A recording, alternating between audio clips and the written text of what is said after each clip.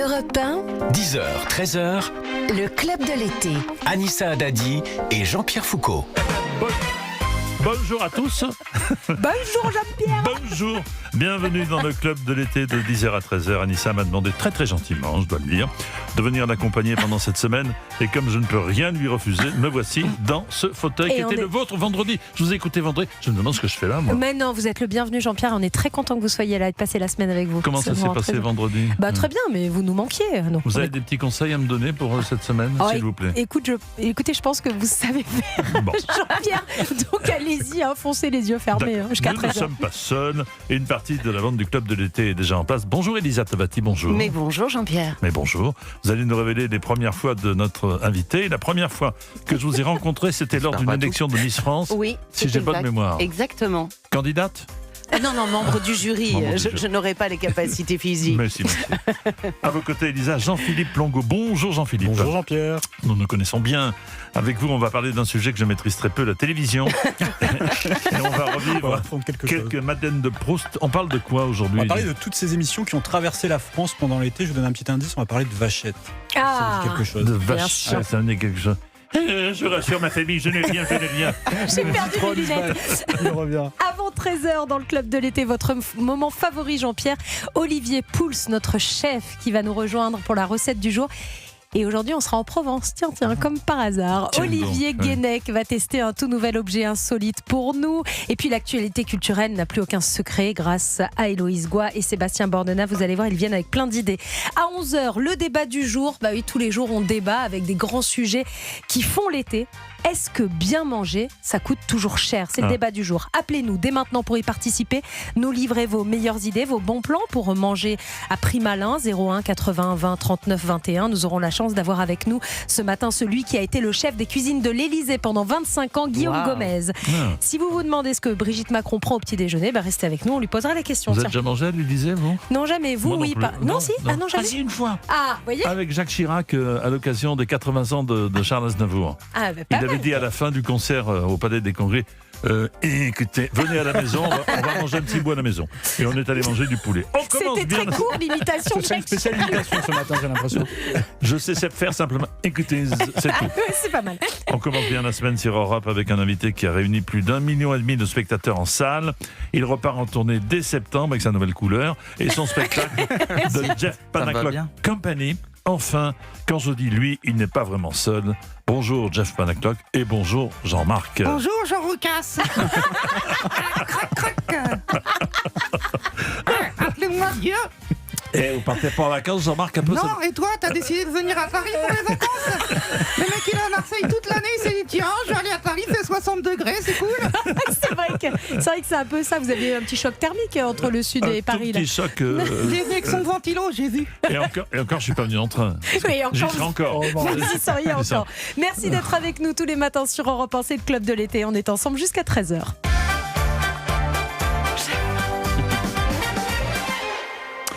Jeff Panaclock, avant 11h, nous allons découvrir votre nouveau spectacle. Bah non. Toujours la pub alors. Votre nouveau spectacle, Jeff Panaclock Company, avec lequel vous êtes en tournée dans toute la France, accompagné de votre joyeuse bande de personnages, dont l'horrible Jean-Marc qui est là. Bonsoir. Et il y en a d'autres, des personnages, on va les découvrir dans un instant. Mais avant cela, Jeff, je vous propose qu'on poursuive ce club de l'été avec votre portrait sonore. Alors c'est assez simple, on va vous diffuser des sons qui devraient vous rappeler des souvenirs. Voici le premier. Non, mais quand je vous ai dit que j'avais fait l'amour pendant 1 minute, je suis désolé, 1 minute, c'est assez long 1 minute quand même, non, vous ne trouvez pas? C'est pas mal, non, je vous assure, 1 minute d'amour, moi je trouve ça... restez le doigt coincé dans une porte pendant 1 minute, vous allez voir. Ah, qu'est-ce que ça vous évoque, Franck C'est Dubosc? Franck Dubosc. Ouais. J'étais fan quand j'étais gamin de Franck Dubosc. Je suis allé voir tous ses spectacles, je les connaissais par cœur, je l'écoutais sur une cassette audio à l'époque. Que vous aviez vous-même enregistré? Que j'avais moi-même enregistré, je l'écoutais toute la journée. Et puis plus tard, j'ai fait ses premières parties, donc j'étais très fier. Et j'avais envie d'avoir les cheveux gris comme lui. Ouais, vous comprenez pourquoi aujourd'hui? Ah, c'est ça la couleur, d'accord. Ouais. Donc, très fan de Franck. Donc ça, c'est la première indication. Allez, le deuxième. Écoutez, alors, on va vous passer de la musique qui a un lien avec votre nom de scène. Écoutez. Alors là, on est au Maroc. Et le Maroc, Je l'ai pas, celui-là. a un lien avec Panacloc. Ah ouais? Ça rime. Il sait pas. Le public vous connaît sous le nom de Jeff Panacloc, mais votre Tout à fait. vrai nom, Ça y est, je l'ai. c'est Damien Colcanap. T'es réveillé? Et c'est pendant un voyage au Maroc que vous avez Oui. eu l'idée de Panacloc. Qu'est-ce qui s'est passé en fait? Mais je suis parti avec un camarade de classe au Maroc, voilà, qui m'a invité en vacances très gentiment. Et je faisais des tours de magie et je cherchais un nom de scène. Et il m'a dit, t'as remarqué, Colcanap à l'envers, ça fait Panacloc. Et ben je lui ai dit, je veux prendre ça comme nom de scène. Voilà, et je pensais pas en être là aujourd'hui en fait. C'est vraiment. Et Sinon, t'aurais changé. Finalement, on ne regrettait pas parce que c'est un joli nom. Bah ouais, Hein, ouais, je Panacloc. pense que ça marche. Ouais. Et pourquoi Jeff et pas Damien alors? Bah parce que j'étais fan d'un magicien qui s'appelait Jeff McBride et donc j'ai pris Jeff. J'ai pris Jeff parce que ça faisait américain quoi. Ouais, c'est ça. Patrick Bruel, c'était déjà pris. Et pourquoi Jean-Marc et pas Jean-Pierre? C'est vrai, pourquoi pas Jean-Pierre? Oui. C'est que Jean-Pierre Panacloc. Ah merde, Jean-Pierre. Jean-Pierre. Ah, ça sonne pas très bien, ça. Allez, votre Ah, c'est portrait un Michel sonore Drucker, non? avec Drucker. cette fois-ci un son, Jeff, qui va vous rappeler un événement plus récent. Écoutez.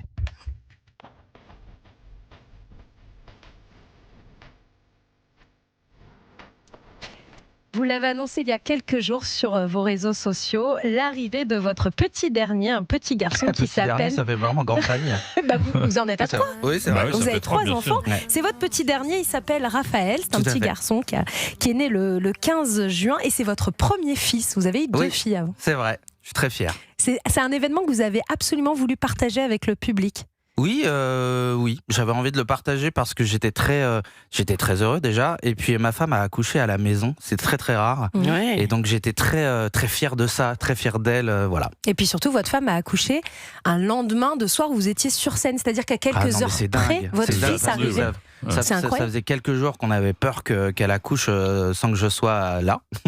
Et je suis rentré de tournée à 23h le dimanche soir et à minuit elle a commencé à avoir des contractions. Donc on s'est vraiment dit, il nous a attendu, il a attendu qu'on soit tous réunis à la maison. Donc Alors, votre petit Raphaël, il vous a attendu. Qu'est-ce que ça change l'arrivée de ce petit garçon dans votre vie? Bah les nuits, hein, ça change.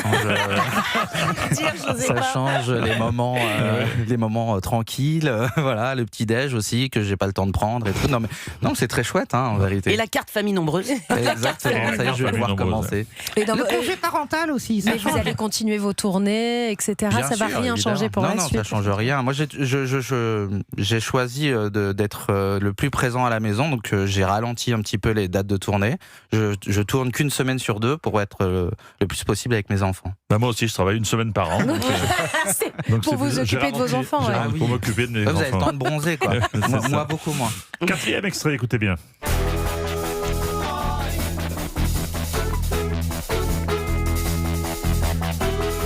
Alors c'est le générique d'une émission de TF1 Tout à fait. dans laquelle vous avez été jury en 2022 et 2023. Cette émission, c'est Masked Singer. Pourquoi vous avez arrêté d'être jury dans Masked Singer? Eh bien, vous leur poserez la question. Ah, c'est pas votre choix. Voilà. Non, mais pourquoi finalement, j'étais très déçu d'arrêter et finalement, je me dis c'est bien parce que comme ça, on peut faire d'autres choses et puis on n'est pas, on reste pas enfermé dans une émission. Donc voilà, c'était 2 saisons très chouettes. Je me suis beaucoup amusé et je crois que je jouais trop bien et que dans l'oreillette, on me disait essaye de faire semblant. de pas Ah, ça trouver. allait trop vite. Ouais. C'était très compliqué pour moi. J'ai du mal à faire ça. Mais donc, moi, quand ils enlèvent la tête, je sais toujours pas qui c'est. non. Non, mais c'est vrai. C'est très curieux. Très bonne vanne de Jean-Pierre Foucault. Est-ce que c'est vrai qu'ils avaient demandé à Jean-Marc d'être dans un des personnages? Oui, au départ, c'est pour ça qu'on m'a appelé. Parce que Kermit la Grenouille a fait aux États-Unis un personnage, et donc on a appelé pour que Jean-Marc fasse partie de l'aventure, et j'ai dit non. Et par contre, je leur ai dit si vous voulez, je peux enquêteur. venir dans le jury, et voilà, ça s'est fait comme Est-ce ça. qu'ils coupaient des vannes au montage ou pas, non? À peu près beaucoup Ouais. de choses, tout. Non, mais pour avoir fait l'émission cette Ah oui. année, c'est vrai que l'enregistrement dure à peu près 5 heures et Ouais. qu'il en reste 1h30 au total. Donc c'est vrai que ça coupe. Mais je suis Ouais. sûre qu'avec Jean-Marc, moi j'aurais gagné. Ouais, c'est sûr. Je t'aurais filé un peu Je d'oseille, t'aurais fait Jean-Marc. gagner, je t'aurais fait gagner. Il se passe un truc entre Jean-Marc et Elisa Ouais, il ce y a un matin. que tru, hein. Déjà avant le début de l'émission, il se passait quelque chose.